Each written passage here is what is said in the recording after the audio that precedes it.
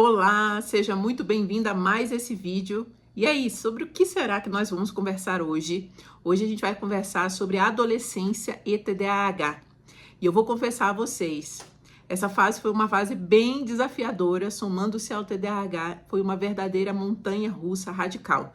E aí, já pegou o seu cafezinho? O meu tá aqui. Sugiro que você pegue também para hoje uma aguinha que nós vamos fazer uma atividade.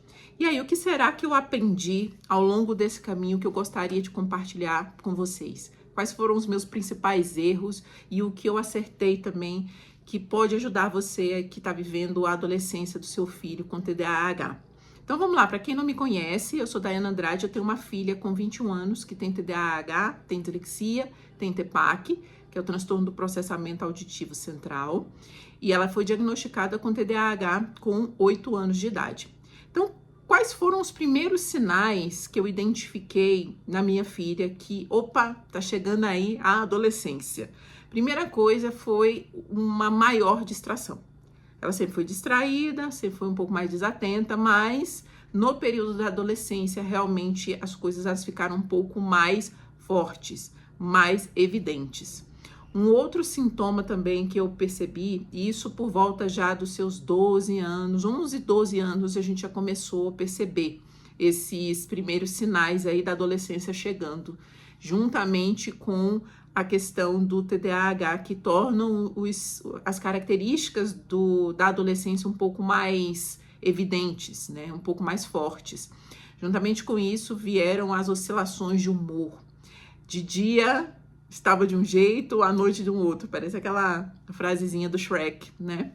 Mas não chegava nem à noite, né? De manhã acordava de uma forma, chegava no meio da manhã já estava de uma outra forma e assim ia.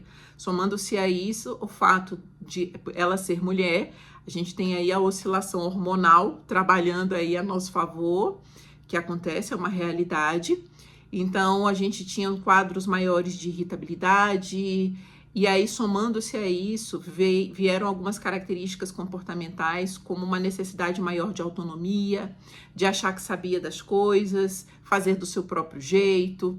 Veio também a questão da comparação com os amigos. Eu lembro que ela sempre conversava comigo de que a Mariazinha fazia de um jeito e ela não conseguia, o Joãozinho de um jeito, ou a questão também do pertencimento. Na adolescência é muito comum que o adolescente ele tenha essa necessidade de ser visto, de ser pertencente a um grupo. Nessa fase da adolescência, que é um período de formação da personalidade, é comum os adolescentes negarem, o que não significa que eles estejam desrespeitando necessariamente, né? Mas é comum que eles neguem a autoridade de figuras que para eles no início eram figuras de autoridade, por exemplo, pais e professores. Então é muito comum durante a formação da identidade que se comece a bater de frente com figuras de autoridade. Isso é comum da adolescência, não é somente do TDAH. O que acontece com o TDAH é que esses sintomas, eles acabam ficando muito mais fortes, muito mais evidentes do que num adolescente que não tem o transtorno, por exemplo, tá? Então, é muito comum esses rompantes, tá? Com mais intensidade, as oscilações de humor, esse senso de inadequação. Quantas e quantas vezes ela chegou da escola, porque os meus amigos, as pessoas estão me excluindo, e não deixa de ser também uma certa realidade com relação às pessoas que têm TDAH, né? É muito comum algumas pessoas, né, algumas crianças, adolescentes, eles se sentirem excluídos, porque realmente a questão do convívio social para o TDAH, dependendo da forma, das características da pessoa, realmente trazem algumas dificuldades com relação à convivência social, a dificuldade de integração, de conversar com as pessoas, porque normalmente o TDAH é aquela pessoa que ela não deixa o outro colega falar, ou então é uma pessoa que ela tem um pouco mais de dificuldade de saber quando ela está incomodando, e aí ela, dependendo, ela pode passar para um outro extremo de ter medo de incomodar e aí se calar, que é um outro extremo que foi o que mais ou menos aconteceu com a minha filha também, né? Então, assim, por medo de ser inadequado, por medo de estar atrapalhando, eu prefiro me calar. Então, ela começou a ficar cada vez mais isolada e fazer menos amigos nessa época da adolescência. Isso acabou afetando a autoestima dela, aumentava também a pressão social por ter amigos, por pertencer a um grupo, e tudo isso acabou gerando nela um quadro depressivo. Isso ela por volta já dos seus 14, 15 anos, o que foi algo bem delicado pra gente. E aí lá na escola, somando-se a tudo isso, né, o volume maior de conteúdos escolares, a pressão por notas, vieram as questões de namoro, e aí eu vou fazer um vídeo depois para vocês sobre a questão de relacionamento com pessoas com TDAH, né, o que acontece com o cérebro do TDAH quando ele está num relacionamento, quando ele está num namoro. Então tem algumas características que também são comuns dentro do transtorno com relação à questão relacional. E aí vieram esse somatório de coisas acontecendo, né? Então vieram as questões comportamentais, a questão da mudança corporal, os hormônios, a saída da infância, a ida para a adolescência. Eu não sou nem criança, mas eu também não sou adulto. Eu quero ter responsabilidade de adulto, mas eu não tenho a maturidade para agir como um adulto. Então, vem esses paradoxos na adolescência que a gente precisa observar. E aí, em casa, o que aconteceu? Quais foram os sinais em casa? Os conflitos começaram a ficar bem maiores, porque eu ainda estava com aquela mentalidade daquela filha que seguia a rotina e que dava tudo certo. Aí, de repente, aquela rotina ela passou a ser questionada. Aquela vontade de fazer as coisas também começaram a ser questionadas, as regras também. E aí, as discussões, elas ficaram um pouco mais evidentes. Até então a gente não discutia muito, mas na fase da adolescência a gente começou a discutir bem mais. E aí vieram algumas questões que eu sugiro a vocês e algumas estratégias que hoje eu tenho mais consciência e que, se eu soubesse na época, me teria poupado muito menos dor de cabeça, né? Primeira coisa foi a questão das rotinas flexíveis. No início, quando eles são crianças, a gente monta a rotina deles. Depois, quando eles começam a ficar pré-adolescentes, adolescentes, é essencial que eles participem do desenvolvimento, da criação, da elaboração das rotinas. E essas rotinas, elas precisam ser rotinas flexíveis. Você precisa fazer com o adolescente a sua própria rotina.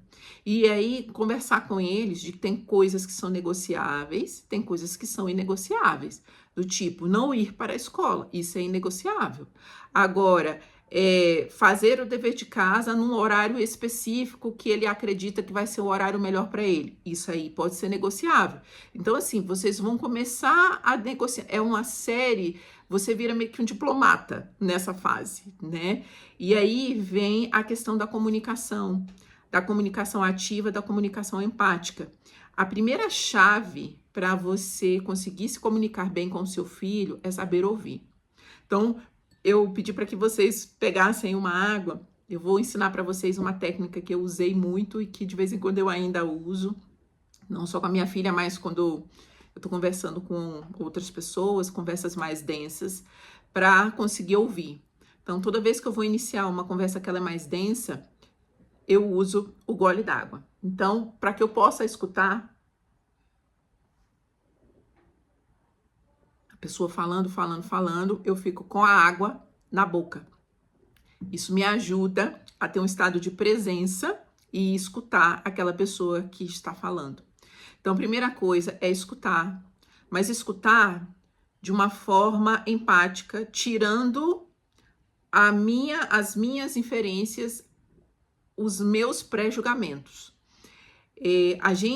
Nós pais, a gente tem a tendência de julgar e de levar algumas considerações que os nossos filhos trazem para a nossa experiência pessoal. Às vezes, a maneira como aquele filho está vivenciando a mesma situação que você vivenciou na sua época, que para você foi tranquilo. Então, por exemplo, na sua época tinha as panelinhas. Você, na sua época, não estava nem aí para a questão de panelinha. Você ia assistir a aula e ir embora. Às vezes, para o seu filho, ser pertencente é algo muito importante. E não estar na panelinha, para ele é algo que ele se sente excluído. Para você, isso é uma grande besteira. Foi uma grande besteira na adolescência. Para o seu filho, é algo que faz muita diferença. Então, a gente precisa, como pais, aprender a escutar sem juízo de valor, no qual de pensar que a minha experiência pessoal é a mesma experiência pessoal para nossos filhos. A mesma coisa acontece, por exemplo, com relação à questão relacional. Na época da adolescência, é muito comum a gente trocar de namoradinhos, né? Como quem troca de roupa. Muito comum nessa fase. Para o adolescente, um término, por exemplo, de um namoro é algo que costuma ser bem desafiador, porque as emoções no TDAH são mais afloradas. Para você, era algo que você estava tudo certo, terminei aqui, amanhã eu estou com outro, dependendo, para o seu filho não vai ser tão assim. Então, é importante você sair desse lugar do pré-julgamento para escutar como se fosse um livro em branco e ouvir o que aquela pessoa está expressando e deixar aquela pessoa falar para que você possa, a partir daí, perguntar, olha, você quer a minha opinião? Você quer saber o que eu fiz na minha época? Porque também não adianta você ficar trazendo as suas experiências se a pessoa não estiver aberta a ouvir. Às vezes ela quer só desabafar. Entende? Então, assim, são situações que você precisa ir trabalhando, né?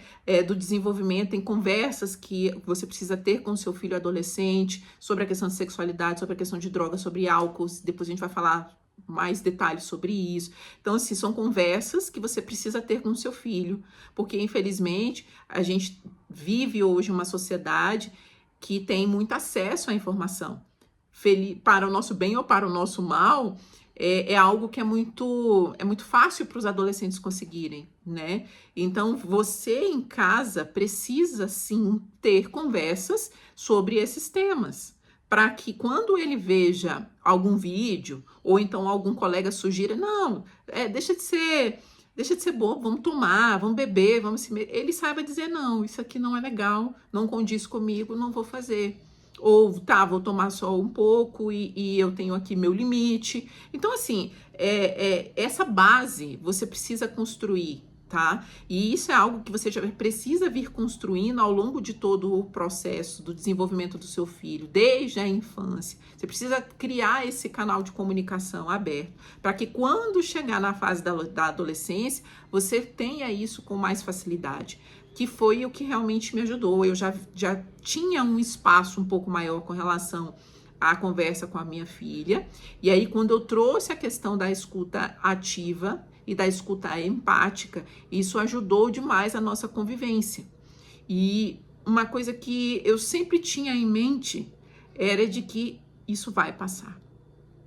Não vai ser eterno. Eles não vão ficar adolescentes eternamente. Então, isso vai passar. Então, assim, ter essa consciência de que é uma fase, de que vai passar, mas nem por isso tolerar desrespeito. Lembra que eu falei, existem coisas que são negociáveis e tem coisas que não. Desrespeito não é negociável. Então, respeito a você como pai, como mãe, tá? Isso é essencial. Então, o fato deles estarem gerando autonomia, deles estarem criando a autoridade, não dá a eles a autonomia e a autoridade para desrespeitar os pais, certo? Então, isso precisa estar muito bem claro e você precisa conversar isso de uma forma que não seja autoritária, mas com autoridade, tá? Essa conversa mais profunda, de um lugar de estou aqui para te ouvir. Depois a gente pode fazer alguns vídeos mais específicos sobre essa questão da adolescência. Existem algumas estratégias para você formar um pouco, para você ter essa escuta mais ativa. Então, por último, eu quero deixar aqui uma mensagem de que a adolescência, ela pode ser sim uma fase muito intensa, mas é uma fase cheia de oportunidades para se criar conexão. E essa conexão é algo que você vai levar para o seu filho eternamente, enquanto você estiver aqui nessa existência. E não é sobre controlar, é sobre caminhar junto na adolescência. Porque na adolescência, se você só impor, você dificilmente vai ter uma convivência pacífica com o seu filho. É sobre caminhar junto, limites claros, conversa, diálogo e, acima de tudo, respeito. Então é isso. Se você está vivenciando essa fase, coloca aqui nos comentários aqui para compartilhar com outras mães. Lembre-se de curtir aqui o canal, ativar o sininho e eu te vejo então no nosso próximo vídeo.